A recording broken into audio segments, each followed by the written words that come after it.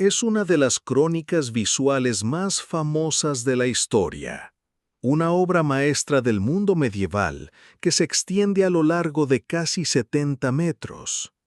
A simple vista, narra una historia de reyes, traiciones y una batalla que cambiaría para siempre el destino de una nación.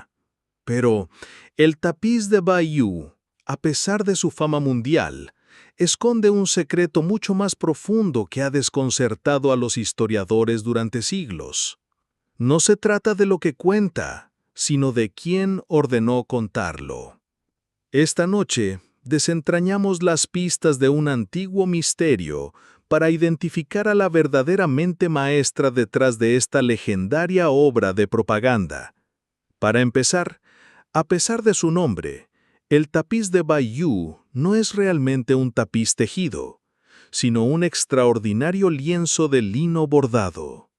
Esta monumental obra de arte representa los eventos que condujeron a la conquista normanda de Inglaterra en el año 1066, culminando en la legendaria batalla de Hastings.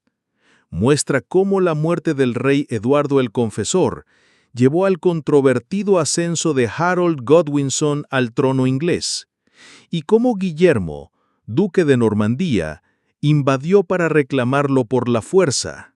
Creado a finales del siglo XI y preservado milagrosamente en Bayeux, Francia, el tapiz es un registro visual sin precedentes de un momento histórico crucial. Durante generaciones, la pregunta sobre su origen pareció tener una respuesta romántica.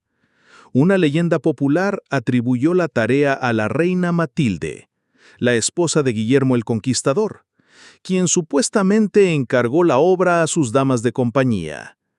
De hecho, el tapiz fue apodado durante mucho tiempo el tapiz de la reina Matilde. Sin embargo, no existe ninguna evidencia contemporánea que respalde esta encantadora historia. La erudición moderna, en cambio, apunta a un patrocinador mucho más político y estratégico. Hoy, la teoría principal sostiene que el encargo provino del obispo Odón de Bayeux, el ambicioso medio hermano de Guillermo. Odón no era solo un hombre de la iglesia, era una figura de inmenso poder tras la conquista, sirviendo como obispo de Bayeux y como conde de Kent en Inglaterra. Y las pistas que lo delatan están bordadas a plena vista. La primera es su propia prominencia.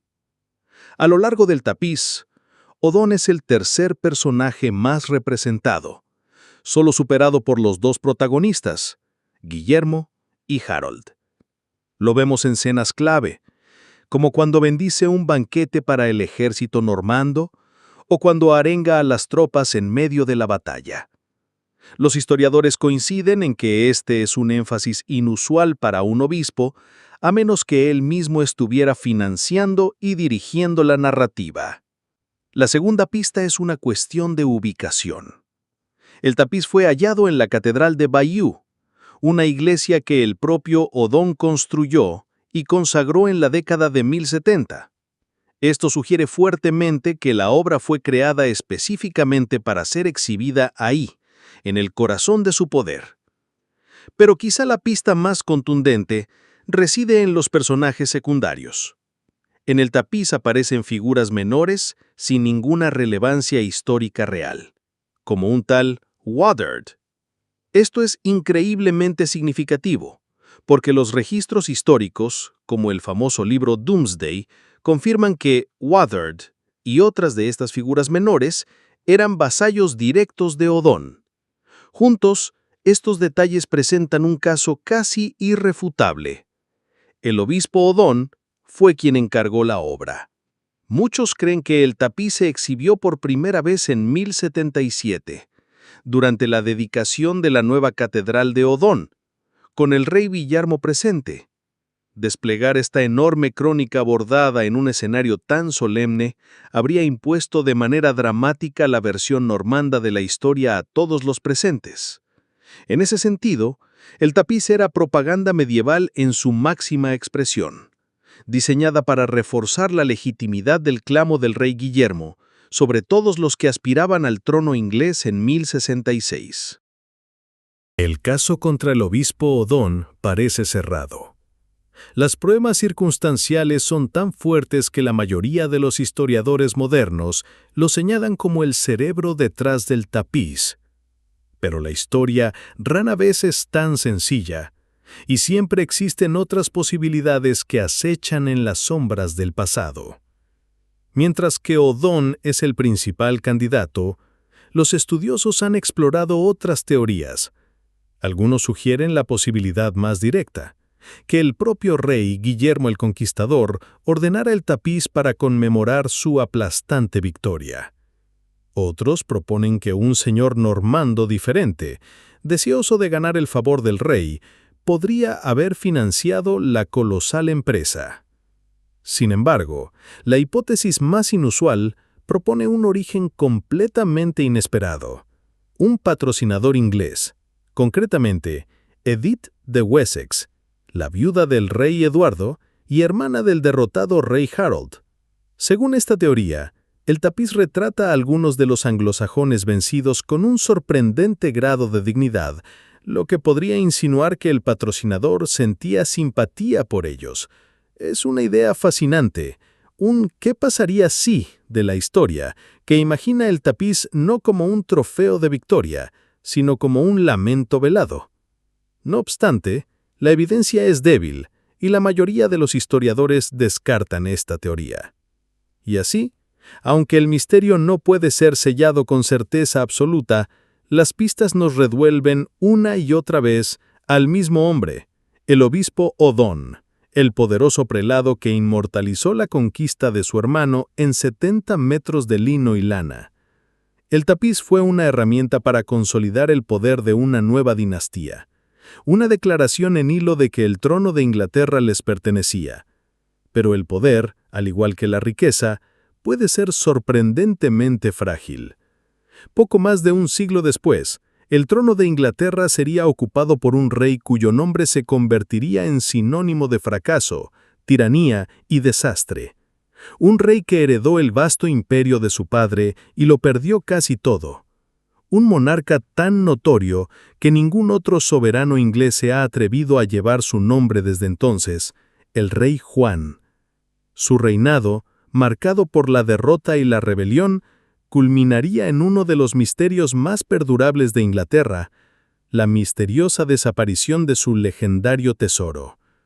Juan de Inglaterra llegó a un trono para el que nunca estuvo destinado. Como el hijo menor del famoso Enrique II y Eleonor de Aquitania, y tras la muerte de su heroico hermano, Ricardo Corazón de León, en 1199, Juan heredó la corona por accidente. Lo que siguió fue un reinado tan marcado por el desastre militar y la lucha política, que su nombre quedó maldito para siempre. Su reinado, que se extendió de 1199 hasta 1216, comenzó mal y solo empeoró. Se ganó el apodo de Juan sin tierra, inicialmente porque, como príncipe joven, no recibió una herencia significativa. Como rey, hizo honor a ese nombre de la peor manera posible. Su primer gran desastre ocurrió en 1204. Las fuerzas de Juan fueron aplastadas por el rey Felipe II de Francia, costándole a Inglaterra el ducado de Normandía y la mayoría de sus vastas posesiones en el continente. Esta pérdida no solo destrozó el prestigio real, sino que sembró un profundo resentimiento entre los varones de Juan. Muchos de ellos poseían tierras a ambos lados del Canal de la Mancha, y ver sus riquezas continentales desvanecerse los enfureció. La respuesta de Juan a sus pérdidas fue apretar aún más su puño sobre Inglaterra. Impuso impuestos y multas asfixiantes para financiar sus intentos de reconquista y para llenar sus arcas, generando aún más descontento. Pero los desastres militares y la opresión fiscal eran solo una parte de la ecuación. El peor enemigo del rey Juan era a menudo él mismo. Los cronistas medievales lo describen como un hombre volátil, vengativo y cruel.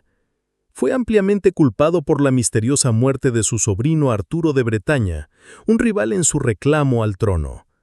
Luchó amargamente con la Iglesia, desafiando al Papa Inocencio III hasta el punto que toda Inglaterra fue puesta en entredicho, y él mismo fue excomulgado. Y aunque finalmente se reconcilió con Roma, quedó claro que Juan era un hombre que rara vez veía un puente que no quisiera quemar. Para la segunda década de su reinado, muchos de los varones de Inglaterra habían llegado a su límite. La humillación final llegó en 1214, cuando la campaña militar de Juan para reclamar sus tierras francesas terminó en una aplastante derrota en la batalla de Bouvines. Este desastre, sumado a años de impuestos excesivos y justicia arbitraria, empujó a los varones a la rebelión abierta. En junio de 1215, en un prado llamado Runnymede, un acorralado rey Juan, frente a un ejército de nobles armados, se vio obligado a sellar la Carta Magna, un documento revolucionario que imponía límites legales a su autoridad. Este podría haber sido un momento de paz, un punto de inflexión que salvara al reino. Pero Juan no tenía ninguna intención de cumplir su palabra. Semanas después de sellarla, apeló en secreto al Papa, quien, viendo el documento como una afrenta a la autoridad de un rey ungido, declaró la Carta Magna nula y sin efecto. Las acciones de Juan hundieron a Inglaterra en el caos. El conflicto, conocido como la Primera Guerra de los Varones, consumió al reino, preparando el escenario para un acto final de desesperación y un misterio que nacería de las aguas. La traición del rey Juan al anular la Carta Magna fue la chispa que incendió el reino. La Primera Guerra de los Varones no fue solo una rebelión, sino una guerra total. Juan se encontró luchando no solo contra sus propios nobles, sino también contra invasores extranjeros. En un acto de desesperación, los varones rebeldes tomaron un paso drástico, uno que rayaba en la traición. Le ofrecieron la corona de Inglaterra al príncipe Luis de Francia. En mayo de 1216, el príncipe Luis desembarcó en Inglaterra con sus tropas y rápidamente ocupó Londres y gran parte del sureste. Al mismo tiempo, los escoceses, bajo el mando del rey Alejandro II, invadieron desde el norte. El reino de Juan se cerraba sobre él desde todos los frentes. A finales de 1216, la situación del rey Juan era crítica, preparando el escenario para uno de los grandes misterios históricos de Inglaterra. En la segunda semana de octubre, Juan se había establecido en el puerto de King's Lynn, en Norfolk, para reabastecerse y planificar sus próximos movimientos. Su objetivo era reagruparse con sus fuerzas en el centro-norte de Inglaterra. Para ello, necesitaba viajar hacia el oeste, pero en su camino se interponía un obstáculo formidable, The Wash. The Wash es un estuario ancho y pantanoso en la costa este de Inglaterra, un laberinto de marismas y arenas movedizas famoso por sus mareas traicioneras que suben a una velocidad aterradora y sus peligrosos bancos de lodo. La gente local conocía bien sus ritmos y respetaba su poder. Un viajero que calculara mal el cruce o se desviara de los senderos seguros podía ser tragado por el barro o aislado por la marea en cuestión de minutos. El 12 de octubre de 1216, el rey Juan tomó una decisión fatídica. Partió de King's Lynn en dirección noroeste, hacia la abadía de Swineshead, donde pensaba pasar la noche. El propio rey tomó una ruta terrestre más larga y segura que rodeaba el estuario, pero para ahorrar tiempo precioso, ordenó que su pesado tren de equipajes tomara un atajo mortal, una ruta directa a través de la boca de The Wash. No se trataba solo de provisiones, era la tesorería móvil del rey, los carros que transportaban su tesoro, las insignias reales, su cofre personal de monedas, documentos importantes y, en esencia, toda la riqueza tangible que le quedaba para financiar su guerra. La ruta era conocida y transitable durante la marea baja, y los guías reales confiaban en que podrían conducir el convoy de forma segura sobre el lecho arenoso del estuario. Teóricamente, el plan parecía sólido, pero como tantas otras cosas en la vida de Juan, el plan no salió bien. Mientras el convoy se encontraba en medio del estuario, el desastre golpeó. Los detalles varían en los relatos, pero el resultado fue el mismo. El convoy del tesoro del rey Juan se perdió en las aguas. Según Roger de Wendover, un cronista contemporáneo, el suelo se abrió en medio de las olas y remolinos sin fondo succionaron todo. cofres de oro y joyas, reliquias preciosas y documentos reales, e incluso quizás las propias joyas de la corona de Inglaterra. Todo desapareció bajo las turbias aguas de la marea de The Wash. En un instante, toda la riqueza y las galas que Juan había llevado consigo en su campaña se habían desvanecido. Imaginen la escena. El rey, ya acorralado, enfermo y al borde del abismo, recibe la noticia de que casi toda la riqueza que podía reunir se la ha tragado, literalmente, el mar. El cronista Roger de Wendover afirma que este fue el golpe de gracia para el rey Juan. Abrumado por el estrés y el dolor, cayó en una fiebre mortal. Los historiadores modernos sospechan que en realidad Juan ya sufría de disentería, contraída días antes, y que el shock de perder su tesoro simplemente aceleró su final. Cualquiera fuera la verdad médica, el simbolismo fue y sigue siendo poderoso. A los pocos días del desastre en The Wash, la salud de Juan se deterioró rápidamente. Apenas logró llegar al castillo de Newark en Nottinghamshire antes de colapsar en el que sería su lecho de muerte. Allí, en la noche del 18 de octubre de 1216, el rey Juan murió, a punto de cumplir los 50 años. Más tarde surgirían rumores de que pudo haber sido envenenado, pero la mayoría de los historiadores creen que la disentería, exacerbada por un estrés extremo, es la causa más probable. La muerte de Juan cambió el rumbo de la guerra. Muchos varones rebeldes prefirieron reconciliarse con el hijo de Juan de 9 años antes que seguir apoyando a un príncipe extranjero. Pero mientras la situación política se estabilizaba, el destino del tesoro perdido del rey se convertía en leyenda. Casi todo lo que sabemos sobre el incidente proviene de los cronistas medievales, y sus relatos deben manejarse con cuidado.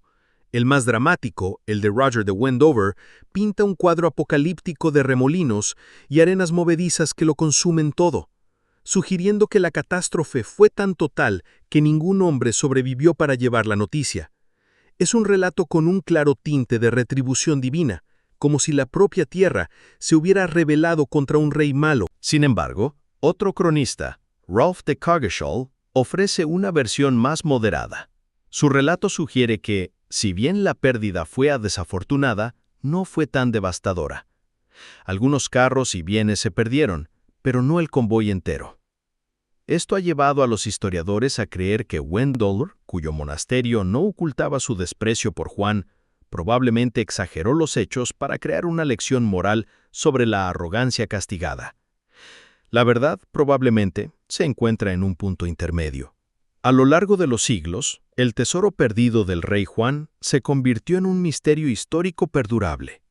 La pregunta de qué pasó realmente y si podría recuperarse ha tentado a historiadores, arqueólogos y cazadores de tesoros por igual. El mayor obstáculo es que la geografía de la zona ha cambiado drásticamente en 800 años. En los últimos años, la tecnología ha ofrecido nuevas esperanzas. En 2015, los investigadores utilizaron escáneres LIDAR para reconstruir digitalmente la línea de costa medieval de The Wash, intentando visualizar los canales de la marea tal y como eran en la época de Juan. Aunque se han realizado pequeñas excavaciones basadas en estos hallazgos, hasta ahora no ha aparecido nada. Incluso el contenido del tesoro es objeto de debate.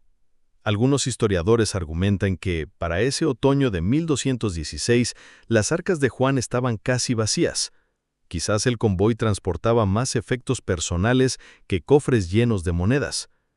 Un objeto fascinante que podría haberse perdido es la espada de Tristán, una reliquia legendaria asociada a las leyendas artúricas y parte de las joyas de la corona, la cual tuvo que ser reconstruida después de 1216, lo que lleva a algunos a creer que se perdió en este mismo evento. Leyendas posteriores, para añadir más drama, afirmaron que incluso la propia corona física de Inglaterra se perdió en las aguas, aunque no hay ninguna evidencia que apoye esta versión. La leyenda, como siempre, supera a la historia. Los tesoros de la realeza no siempre son de oro y joyas. A veces, el mayor tesoro perdido es la propia historia, un legado borrado por el tiempo. Y en el corazón de la moderna ciudad de Reading, en Inglaterra, yace el misterio de un rey desaparecido. No su tesoro, sino sus propios restos, perdidos en una tumba sin nombre, el rey Enrique I. Enrique, que vivió entre 1068 y 1335, fue el hijo menor de Guillermo el Conquistador, un gobernante formidable que se hizo con el trono en el año 1100 y que durante sus 35 años de reinado trajo una muy necesaria estabilidad a Inglaterra. Pero su vida personal estuvo marcada por la tragedia. Su único hijo legítimo murió en un desastre marítimo, dejándolo sin un heredero varón claro y preparando el escenario para una brutal guerra civil tras su muerte. La propia muerte de Enrique en 1335 es material de leyenda.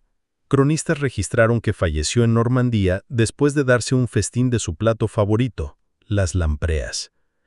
Fuera esa la causa real o no, la muerte del rey lejos de casa inició un arduo viaje final. Enrique había fundado una gran abadía en Reading con la intención de que fuera su lugar de entierro. Sus sirvientes embalsamaron su cuerpo, un proceso espantoso para los estándares modernos. Y tras semanas de retraso por el mal tiempo, sus restos finalmente cruzaron el canal y fueron llevados en una sombría procesión a la abadía de Reading. Ahí, el 3 de enero de 1136, Enrique I fue enterrado con gran ceremonia frente al altar mayor de la iglesia de la abadía, y durante 400 años, su tumba fue un prestigioso mausoleo real. Entonces, ¿qué pasó? La respuesta se encuentra en los tumultuosos eventos del siglo XVI. En la década de 1530, el rey Enrique VIII rompió con Roma y ordenó la disolución de los monasterios. En 1539, la magnífica abadía de Reading fue disuelta, sus tesoros confiscados y sus edificios abandonados a la ruina. El último abad fue brutalmente ejecutado. Con la abadía destruida, la tumba de Enrique I dejó de ser sagrada. Se convirtió en un objetivo para los saqueadores. La leyenda dice que el rey fue enterrado en un ataúd forrado de plata, y los buscadores de tesoros profanaron el lugar, dispersando o volviendo a enterrar accidentalmente los restos del rey bajo el escombro que se desmoronaba. Con el tiempo, las piedras de la iglesia fueron retiradas para otros proyectos, y el lugar exacto del entierro de un gran rey normando se convirtió en un punto olvidado entre las malas hierbas y las nuevas construcciones. El misterio moderno no es dónde fue enterrado. Sabemos que fue frente al altar mayor. El misterio es ¿dónde está ese lugar ahora? Tras el espectacular hallazgo del esqueleto del rey Ricardo III bajo un aparcamiento en 2012, el interés en encontrar a Enrique I se ha reavivado. En 2016 se utilizó un radar de penetración terrestre en la zona, revelando anomalías que podrían ser tumbas. El problema es que estos hallazgos se encuentran directamente debajo de una cárcel y una escuela, lo que complica enormemente cualquier excavación.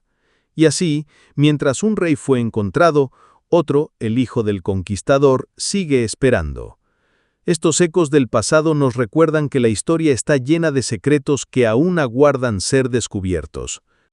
Déjenme sus teorías en los comentarios. Y ya que están por ahí, cuéntenme qué otro enigma histórico, evento sin resolver o personaje misterioso les gustaría que exploráramos en un próximo video. Siempre leo sus sugerencias para encontrar nuevas historias. Gracias, mis cronistas, por acompañarme en este viaje a las sombras del pasado. Nos vemos en la próxima historia.